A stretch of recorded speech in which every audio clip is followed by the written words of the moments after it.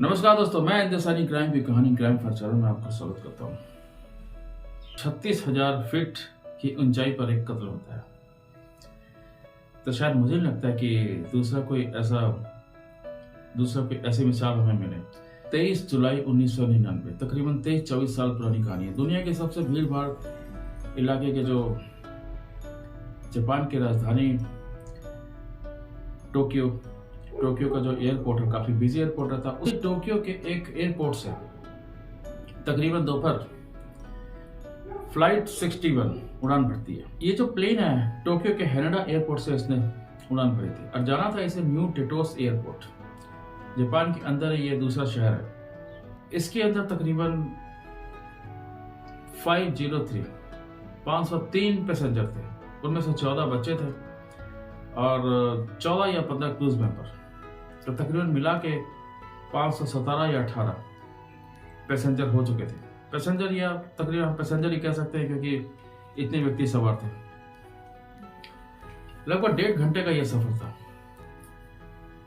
और मौसम जब बिल्कुल साफ था, गर्मियों का दिन था, जुलाई का महीना था। और 1999 का दोस्तों ये दौर था जो हवाई सुरक्षा थी, सिक्योरिटी इतनी ज्यादा नहीं थी जो आज के दौर में है, 2023-24 के दौरान में।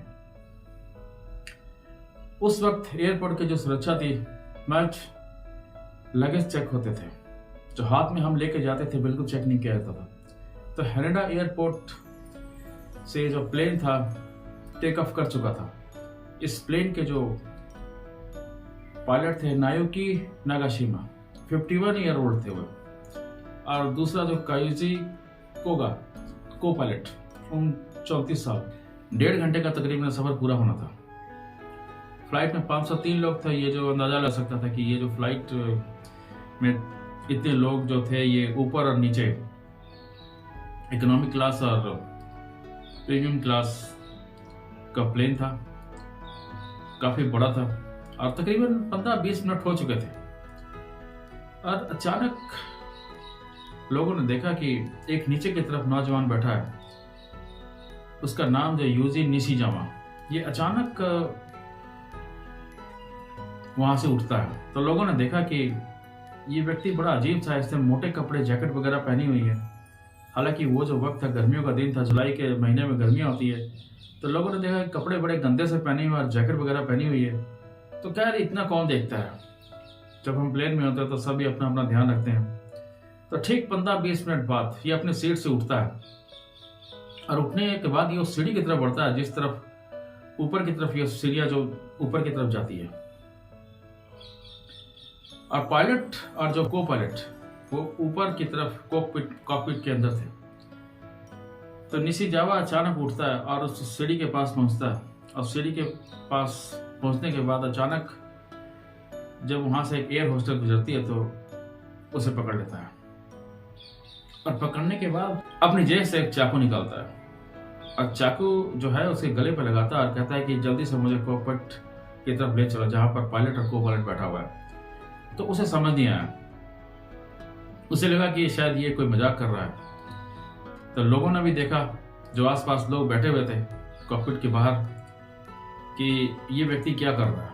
सभी लोग डर गए, लेकिन अब ये मजबूरी थी कि चाकू जो एयर होस्टेस गले पे लगाया था उसे लेके जाना ही था। तो जैसे ही वो अंदर लेके जाती है, एयर होस्टेस के लॉक करने के बाद कॉकपिट का दरवाजा खुलता है। तो उसने अंदर जाते को पायलट काजुकी कोगा उसको चाकू दिखा और कहता है खड़े हो जाओ। और चाकू देखकर वो घबरा जाता है, वो उसे समझ नहीं आता है कि अचानक से ये क्या हो गया। और उसे सीट पर खड़ा करता है और उसकी सीट पर खुद बैठता है और उसे कहता है कि तुम बाहर निकलो। तो को पायलट जो था वो डर गया और उसके बाद उसने अंदर से दरवाजा बंद कर लिया और वो पायलट की सीट पर बैठ जाता है। उसने कहा कि ये जो प्लेन का रुख है न्यू टेटोस की जगह, वहीं जापान में वेस्टर्न टोक्यो का एक हिस्सा है, वहां पर एक यूएस मिलिट्री का बेस था, जापान के अंदर ही था, जहां पर सुरक्षा की एक जिम्मेवारी होती है। तो यूएस मिलिट्री एयर बेस पर इस प्लेन को ले चलो, वहीं पर लैंड करेंगे। तो पायलट ने कहा कि देखो भाई, ये जो है ये पैसेंजर प्लेन है, हम वहां लेके नहीं जा सकते हैं क्योंकि मिलिट्री बेस है और उनको थोड़ा सा भी डाउट होता है तो वो ऊपर ही ऊपर हमें उड़ा सकते हैं। उसने कहा कि मैंने कुछ नहीं सुना यार, तुम जैसा मैं कह रहा हूँ वैसा करो, नहीं तो मैं तुम्हें मार दूंगा। और पायलट को ये लगा कि पता नहीं ये मिलिट्री ये बेस पे ले जाके क्या करेगा, और उसे लगा कि ये मुझसे मजाक कर रहा है। और उसने प्लेन का जो रुख था वो उसने थोड़ा सा चेंज किया, तो अपनी सीट से फिर वो खड़ा हुआ और पायलट के पास फिर गया।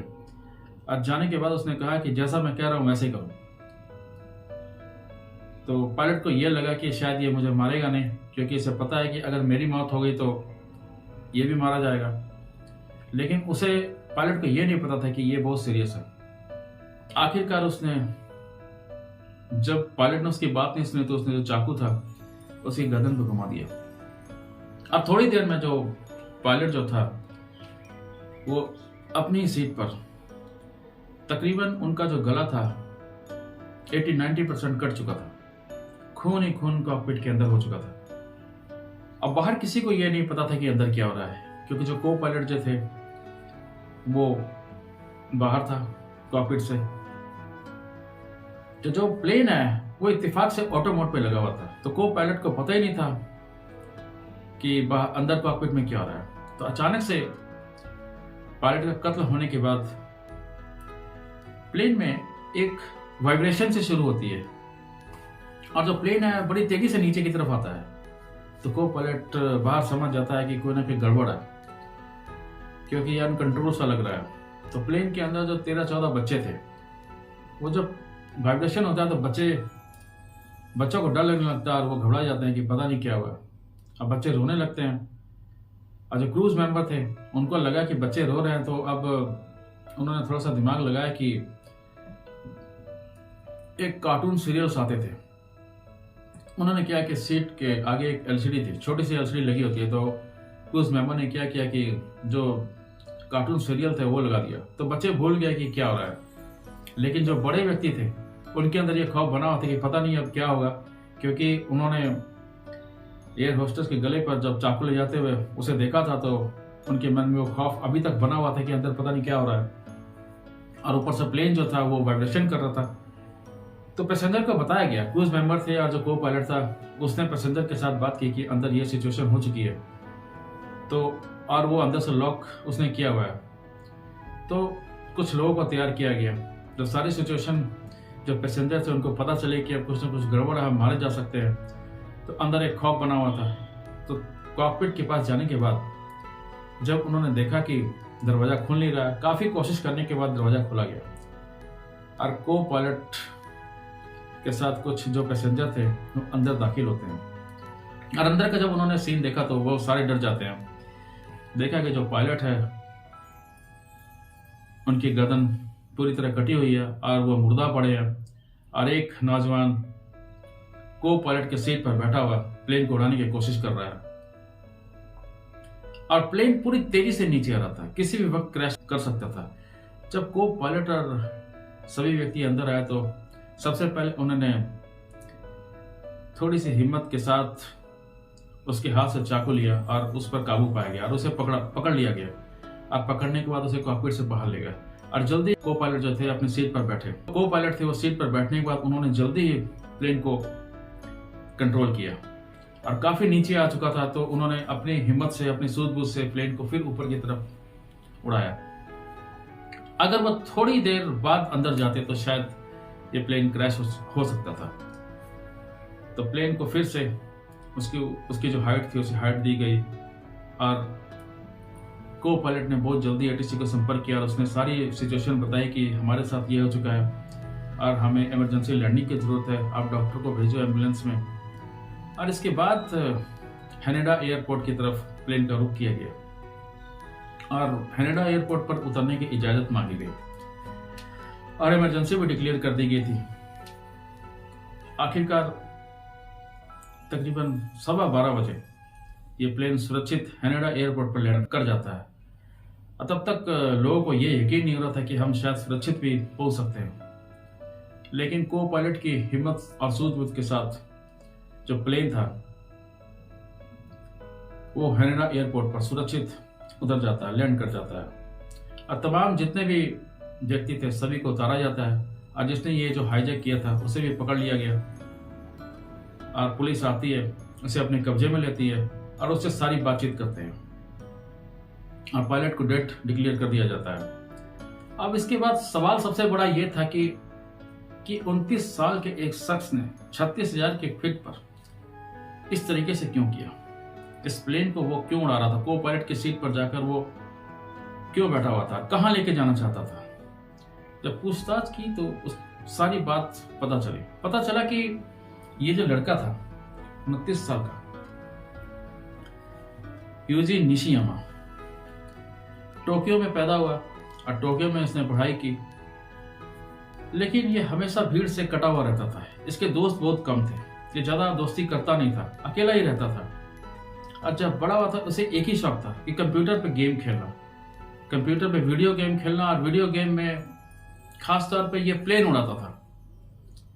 तो वर्चुअली ये जो प्लेन उड़ाता था, इसे इतना शौक था कि मैं प्लेन को अपनी मर्जी से उड़ाऊं, और इसे सिर्फ प्लेन को उड़ाने का शौक था, और ये काफी सारे प्लेन उड़ा चुका था। तो इस प्लेन को उड़ाते उड़ाते इसने काफी कुछ सीख चुका था कि प्लेन किस तरीके से कितनी हाइट पर कैसे उड़ता है, किस तरीके से उसे हम नीचे उतारेंगे, लैंड करेंगे और ऊपर लेके जाएंगे। तो इसके दिमाग में एक बात यह थी कि शायद कभी न कभी इसका एक सपना था कि इस प्लेन को मैं ओरिजिनली उड़ाऊंगा, क्योंकि ये तो मैं एक गेम में उड़ा रहा हूं। जब ये एयरपोर्ट जाता था तो इसने देखा कि जो लगेज है प्लेन के अंदर जा रहे हैं उसकी तलाशी होती है मशीन के थ्रू, एक्सरे वगैरह जो भी है, लेकिन जो हाथ में सामान लेके जाते हैं उस दौरान 1999 में उसकी बिल्कुल तलाशी नहीं होती थी। तो इसे लगता था कि कोई सिक्योरिटी नहीं है और कोई हैंडबैग को खुलता नहीं है। इसे लगा ये तो गलत है कि हैंडबैग में तो कुछ भी ले जा सकता है। तो इसने ट्राई किया, कई छोटी छोटी इसने जर्नी की, और अपने बैग में कभी चाकू और छोटे मोटे हथियार ले जाता था, और इसकी कोई भी जांच नहीं होती थी। तो ये हमेशा ऐसी चीजें ले जाता था। तो इसे एहसास हुआ कि इन चीजों को बड़ी आसानी से ले जा सकता है। तो इसे लगा कि ये बहुत बड़ा एक सिक्योरिटी लैब है, मतलब कि पूरी तरह ये चेक नहीं करते। और 99 में इसने टोक्यो के हैनेडा एयरपोर्ट पर ऑफिसर को एक मेल भी किया था कि मैंने कई बार आपके एयरपोर्ट में सफर किया है, तो आपके जो सिक्योरिटी है ये पूरी तरह सुरक्षित नहीं है। मैंने कई बार ऐसा सफर करने के बाद देखा है कि हैंड बैग जो है बहुत सारे लोग आप चेक नहीं करते हैं, और जो बैग वगैरह लेके जाते हैं जिसमें कपड़े वगैरह रहते हैं सिर्फ आप वही स्कैन करते हैं, उसका एक्सरे करते हैं। बाकी जो हैंड बैग में जो भी किसी व्यक्ति के पास होता है आप उसे चेक नहीं करते हैं। ये आपकी जो सुरक्षा है ये बिल्कुल भी ठीक नहीं है। उसने 99 में कई सारी बुकिंग ऐसे भी की थी कि उसने ऐसा लगता था कि अगर मुझे कोई पकड़ ले तो मैं दूसरे एयरपोर्ट में चले जाऊंगा। तो 2-3 इसने एयरप्लेन में बुकिंग करवा रखी थी। तो उस दिन भी इसने ऐसा ही किया था कि इसने 20 सेंटीमीटर का एक चाकू अपने पास रखा हुआ था। तो सिक्योरिटी ने यह कहा कि तुम प्लेन में बैठने के बाद ये भी कह सकते थे कि मैं चाकू लेके अंदर आ गया, आप लोगों ने मुझे चेक नहीं किया, तुमने क्यों नहीं बताया? तुम इस प्लेन को कहां ले जाना चाहते थे, तुम्हारा मकसद क्या था? पहले उसने कहा कि मैं यूएस मिलिट्री बेस पर ले जाना चाहता था, लेकिन बाद में उसने सारी बात सच बताया। उसने बताया कि दरअसल मैं इस प्लेन को खुद उड़ाकर टोक्यो में ही एक रेनबो ब्रिज है, उस रेनबो ब्रिज के नीचे से, मैं गेम में हमेशा देखा करता था कि रेनबो ब्रिज के नीचे से प्लेन लेके जाता था और नीचे से निकाल कर मैं ऊपर ले जाता था। बिल्कुल मैं सेम वैसा ही करना चाहता था कि इस प्लेन को हाईजैक करके मैं स्टंट करना चाहता था कि उस रेनबो ब्रिज के नीचे से प्लेन को निकाल कर ऊपर ले जाऊं, और मैं ओरिजिनली करना चाहता था क्योंकि ये एक मेरा ड्रीम था, एक मेरा सपना था। जैसे बहुत सारे ब्रिज होते हैं, ब्रिज के नीचे से प्लेन निकल गया, जैसा हमने गेम में, बच्चों की जो गेम होती है इस गेम में इस तरीके की जो स्टोरियां होती है, तो उसके दिमाग में हमेशा ये सब कहानियां चलती रहती थी। और जो दूसरा, ये डिप्रेशन का शिकार था, ये मेडिसिन लेता था। तो जिस दिन ये इंसिडेंट हुआ उस दिन भी उसने ड्रग ली हुई थी और उसे कुछ पता नहीं होता। डॉक्टर ने कहा कि जब मेडिसिन लेने के बाद अच्छे और बुरे का पता नहीं चलता है, और उसके दिमाग में ये प्लानिंग चल रही थी कि आज मैं ओरिजिनली प्लेन को रेनबो के नीचे से लेके जाऊंगा, रेनबो का जो ब्रिज है उसके नीचे से लेके जाऊंगा, और ले जाने के बाद ये जो मेरा ड्रीम है ये मैं पूरा करूंगा। और उस दिन उसने ड्रग ली हुई थी। अब मामला आ गया कि उसे सजा कैसे दी जाए, क्योंकि इसके जो दिमाग में कोई ना कोई प्रॉब्लम है, ये पूरी तरह मेडिकली फिट नहीं है। और इसकी जांच करने के बाद पता चला कि ये दिमागी तौर पर थोड़ा सा कमजोर है, लेकिन ये जब ड्रग लेता है तो इसे बिल्कुल भी पता नहीं चलता है कि क्या ठीक है क्या गलत है। और जिस दिन ये इंसिडेंट था उस दिन भी इसने दवा ले रखी थी। तो वहां भी कोर्ट ने अब डिसीजन लिया, लेकिन वो सोच रहे थे कि अब क्या किया जाए। एक तरफ दिमाग काम नहीं करता है और इसे फांसी कैसे दी जाए। तो उसी दौरान उसे हॉस्पिटल में एडमिट किया गया था। तो हॉस्पिटल के जो तीसरी मंजिल से उसने छलांग लगाई थी। तो फिर ये सारी जानकारी जब डॉक्टर को पता चली और कोर्ट में पता चली, तो लंबी बहस के बाद उसे उम्र कैद में तब्दील कर दिया गया। 2005 में उसे उम्र कैद दी गई, इसलिए कि ये आगे जाके इन फ्यूचर कभी भी कोई इस तरीके की वारदात ना करे। जैसे कि जो ये प्लेन था, ये तो किसी तरीके से को पायलट की सूझबूझ से बचा लिया गया, लेकिन अगर इसने आगे जाके इसे छोड़ दिया गया तो कोई ना कोई ऐसी वारदात होगी, या कोई ना कोई ऐसी वारदात ना हो जिससे कोई लंबी मुसीबत में फंस जाए। तो इसीलिए कोर्ट ने फिर यह डिसीजन लिया कि इसे उम्र कैद में तब्दील कर देना चाहिए, और उसे उम्र कैद हुई। तो आज की स्टोरी एक विकृत मानसिक तौर पर इंसान की थी, जिसने प्लेन को हाईजैक किया, लेकिन हाईजैक करने के पीछे जो उसका मकसद था सिर्फ एक गेम को लेकर था। वो अक्सर उसके जो दिमाग में एक गेम की ऐसी लत लग चुकी थी कि सारा दिन वो ये सोचता रहता था कि मैं वास्तविक तौर पर ओरिजिनली जो प्लेन होते हैं रेनबो ब्रिज के नीचे से लेकर जाऊं, और ये उसका एक सपना था। चलिए दोस्तों, वीडियो लंबी हो रही है, मैं वीडियो ज़्यादा लंबी नहीं करना चाहता हूँ। नेक्स्ट वीडियो लेकर मैं जल्दी आऊँगा। तो दोस्तों, आप अपनी राय जो है कमेंट बॉक्स में जरूर लिखें, आपको ये स्टोरी कैसी लगी, और अगर अच्छी लगी है तो लाइक और सब्सक्राइब जरूर करें। तो मैं दोस्तों आपसे अलविदा कहता हूँ, नेक्स्ट वीडियो में आपसे मिलता हूँ जल्दी। तब तक के लिए दोस्तों सुरक्षित रहें। नमस्कार दोस्तों।